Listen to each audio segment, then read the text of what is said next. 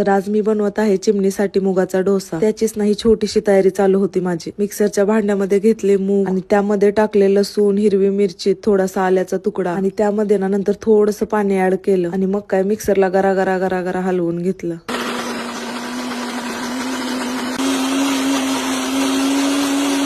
आणि 5च मिनिटांमध्ये ना डोशाचं मस्त असं बॅटर तयार झालं. लगेच त्यामध्ये चवीनुसार मीठ टाकून घेतले आणि तवा ठेवला तापायला. माझा ना कायमचाच प्रयत्न असतो की चिवताईनं सगळ्या गोष्टी ना आवडीनं खाल्ल्या पाहिजे. त्यातून तिला पौष्टिक गोष्टी कशा देता येतील ना त्याकडेच माझं जास्त लक्ष असतं. मी फास्ट फूड खूप जास्त खाते पण तिला ना पौष्टिक देण्याचा प्रयत्न करते. त्यामुळेच ना मी आज तिच्यासाठी झटपट बनणारे ना हे मुगाचे डोसे बनवले होते. खूप जास्त मऊ बनतात आणि चवीला तर एक नंबर लागतात आणि बनवायला सुद्धा ना खूप जास्त सोपे आहे. ते माझे मुगाचे सगळे डोसे ना बनवून झालेले होते. म्हटलं आता चला चिवताईला चारून घेऊ. आणि माझ्या चिवताईला तर हे मुगाचे डोसे ना एवढे जास्त आवडले, ते खूप जास्त एन्जॉय करत होते. आणि चिमणी 1 वर्षाची झाल्यापासून ना तिला मी अशा सगळ्या गोष्टी देत राहते. तुम्ही सुद्धा तुमच्या बाळासाठी नक्की ट्राय